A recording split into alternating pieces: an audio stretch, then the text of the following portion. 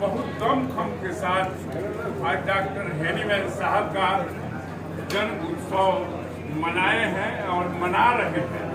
जो इस तरह से बड़े बड़े हमारे चिकित्सक जो आज के दिन उपस्थित होकर के अपना यहाँ ईश्वरपुर में जो कुछ बातें को रख करके और हम लोग को अनुग्रहित किए हैं, इसके लिए बहुत बहुत धन्यवाद है। और मैं हेनीमैन अनुयायी संघ के जो लोग भी इसके अध्यक्ष हैं, वीरेंद्र बाबू हमारे सचिव हैं गुप्ता जी, हमारे उप सचिव प्रमोद जी, हमारे अन्य लोग जो कार्यकर्ता और कोषाध्यक्ष महोदय और हमारे ईश्वरपुर के और अन्य ग्रामीण क्षेत्र से तमाम जगहों से लोग आए हुए, हमारे माताओं, हमारे बहनों, हमारे भाइयों, नौजवान साथियों, नौजवान डॉक्टर्स, नौजवान हमारे और बुजुर्ग हमारे डॉक्टर समुदाय, सब लोगों को मेरे तरफ से हार्दिक अभिनंदन और नमस्कार और प्रणाम है, जो अपना दर्शन दे करके और हम लोगों को अनुग्रहित किए, हम लोगों को बुलाए। यहाँ जो मंचासीन हमारे सारे अतिथि आकर के जो बैठे हुए हैं, उन लोगों को भी मैं नमस्कार करता हूँ, तहे दिल से उनको धन्यवाद देता हूँ। ये इतना बहुमूल्य समय जो लखनऊ से आकर के, पटना से आकर के, हाजीपुर से आकर के अपना समय जो इतना बहुमूल्य निकाल करके हम लोगों के साथ शेयर इन्होंने किया, इसके लिए बहुत बहुत धन्यवाद है। विशेष उसमें कार्यक्रम में विशेष होम्योपैथिक के विकास में और चिकित्सकों के भूमिका कैसी हो, इसके संबंध में बहुत सारे डॉक्टर हमारे जो गौरी शंकर बाबू बोले हैं, ऑर्गेनल ऑफ मेडिसिन की बहुत दर्शन आपके सामने दर्पण के समान जो रखा है, और एक एक चीज को एक अपने माने साधारण भाषाओं में जो आपके सामने रखा है, बहुत प्रशंसनीय है। और इन्होंने ऑर्गेनल ऑफ मेडिसिन का जो इन्होंने एक फिलॉसफी के रूप में, एक टॉपिक के रूप में, एक सेक्शन के रूप में इन्होंने अपने प्रस्तुत किया है और एक रखा है, यह अद्भुत ज्ञान स्वरूप है, जो इसको लिया जाए और इसके प्रयोग में लाया जाए। डॉक्टर हेनीमैन साहब का जन्म तिथि जो यह 10 अप्रैल 1755 में हुआ था जर्मन में, और वहाँ के बाद उन्होंने उनके पिताजी जो सरस्वती के नजदीक रह करके और लक्ष्मी से दूर थे, और वह कारपेंटर ये पुतला बनाया करते थे, और चित्रकारी के रूप में एक मिट्टी के बर्तन पर उन्होंने चित्रकारी खींचा करते थे।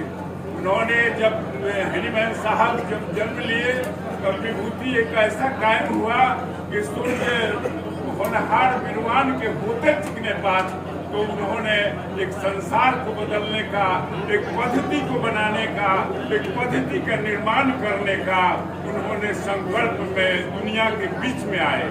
और उन्होंने हिपोक्रेटिक साहब का नाम इन्होंने लिया है, जो हिपोक्रेटिक साहब ने आविष्कार जो एलोपैथी का इन्होंने किया था, जब चिकित्सा उस समय था ही, रोमन साम्राज्य में उस समय नहीं था, झाड़ फूंक और ये सब विधि से लोगों की इलाज की जाती थी, लोग उससे मर जाते थे।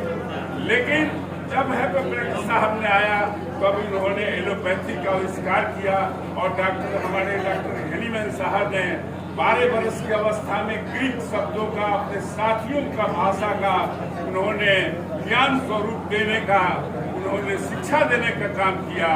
और डॉक्टर हेनीमैन साहब ने हमारे उसके बाद बहुत सारे ऐसे जगहों पर उन्होंने लिप्जिक जाना, तो अपने आप को स्वीकार किया बाहर जाने के लिए, उच्च शिक्षा के लिए। तो उन्होंने, उनके पिताजी को मनी पैसा नहीं था, तो 20 थैलर, एक थैलर का भारतीय मूल्य जो है 2 रुपये के हिसाब से होता था, उस रूप में उन्होंने 40 रुपया लेकर के भारतीय, और उन्होंने चले गए और वहाँ पर ज्ञान प्रस्तुत किया। और उन्होंने MBBS करने के बाद 24 वर्ष की अवस्था में बहुत सारे लोग बोल चुके हैं कि उन्होंने MD की पढ़ाई अपना समाप्त की और MD की पढ़ाई समाप्त करने के उपरांत बहुत सारे हॉस्पिटल और बहुत सारे जगहों पर उनको सरकारी नौकरियां वहाँ के देश के लोग उनको दिया और उन्होंने काम किया। काम करने के बाद अपना बहुत सारी चीज अप्लाई करने के बाद उनको उससे कुछ ऐसा निराशा कुछ महसूस हुआ जिससे एक होम्योपैथी का आविष्कार किया। जिस होम्योपैथी का लैंग्वेज में रसायन शास्त्र उन्होंने लिखा, एक अंगूर के रस से जूस उन्होंने बनाया जिसमें किसी तरह का सूरा और किसी तरह का अल्कोहल नहीं दिया गया। उससे उन्हें पैदा किया और रसायन शास्त्र का आविष्कार किया जो उनकी बुक चली। और 1805 में उन्होंने ये मेडिसिन एंड साइंस का एक आविष्कार करके बुक प्रकाशित किया और मेटेरिया मेडिका प्यूरा का आविष्कार 1811 में उन्होंने किया।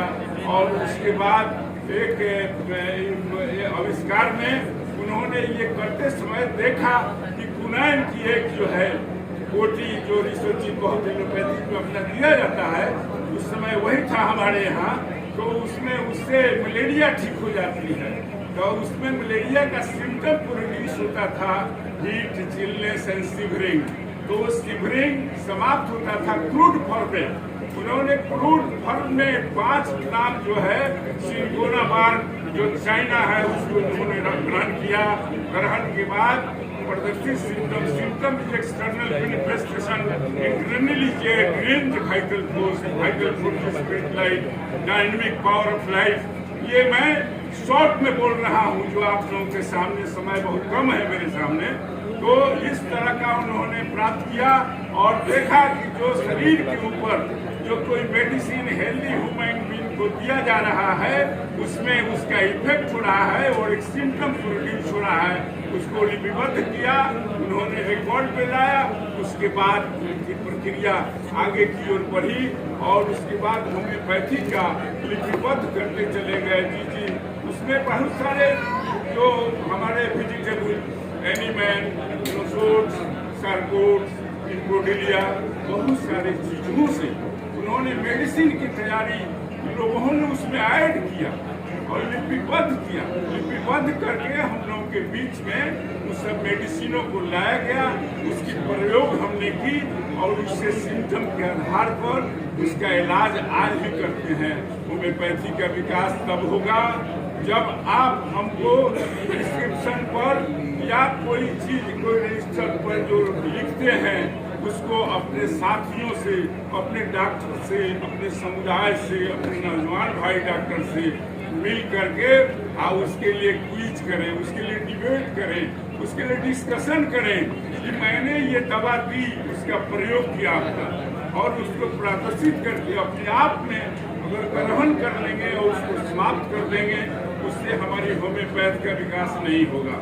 होम्योपैथ का तब विकास होगा जब एक दूसरे को हम शेयर करेंगे, कागज पेन पर लिखेंगे, प्रिस्क्रिप्शन देंगे, प्रिस्क्रिप्शन से दूसरा भी आदमी उस प्रिस्क्रिप्शन को देखेगा, उस सिम्टम उसके दिमाग में आएगी, उसके साथ शेयर करेगा।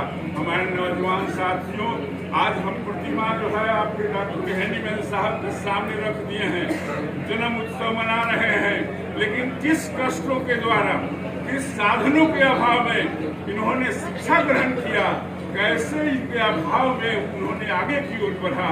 इसको तो अपनाइए, इसको तो अपने माता पिता को दीजिए, इसको तो उनके माता पिता लें, नौजवान साथी लें और उसके संघर्ष के साथ आगे बढ़े। आगे बढ़े तो एक चिकित्सक की हमारी संख्या बढ़ेगी, हमारी जाति बढ़ेगी, हमारी विकास होगा, होम्योपैथी का विकास होगा।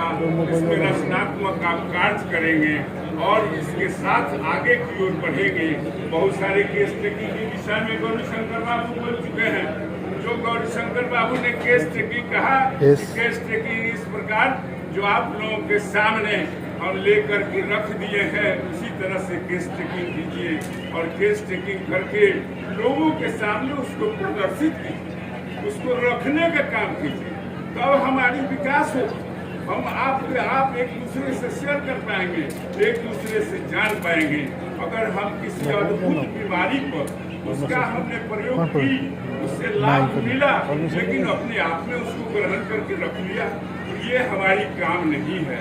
हमको बीच बीच में हम एक माने गोष्ठी करें, एक छोटा सा, अब ये डॉक्टर जिस मोहल्ले में है, जिस युवापुर में है, मरहौरा में है, गोरा में है, जहाँ भी हो वहाँ गोष्ठी करके डिस्कशन करें, और डिस्कशन से जो उपलब्धि हमको होगी उसको हम शेयर करें, तो इससे हमारी होम्योपैथी का विकास होगा और उससे आगे की ओर हम लोग बहुत सारी चीज़ को आगे की ओर देखेंगे और आगे की ओर बढ़ाने का काम करेंगे।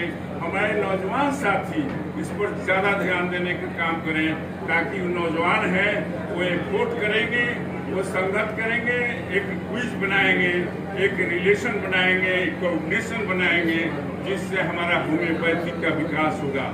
बहुत होम्योपैथी का इसके पहले जो था वो नगण्य था, लेकिन बहुत हम विकास पर हैं, बहुत हम आगे हैं, हमारी पद्धति आगे चल रही है। हमारी केवल अपनी पद्धति पर सोचना है और थॉट करना है कि हम कैसे आगे बढ़े, हम कैसे रहें और कैसे हम रोगियों को अपने दवा से, अपने इलाज से, अपने व्यवहार से, अपने विचार से अपने साझा करें। और एपीआर होने से लोगों को कहता है कि डॉक्टर साहब के आने जैसे आए मेरे रोगे खत्म, कैसे खत्म हो गया? डॉक्टर साहब के व्यवहार ऐसी है, डॉक्टर साहब का ऐसा माने परिचय ऐसा है, ऐसा उनका हंसते हंसते उनका रिलेशन ऐसा है। डॉक्टर कैसा प्रयोग करे एक पेशेंट के साथ, उस तरह का एजुकेट ट्रेनर डिसिप्लिन हमारी होनी चाहिए।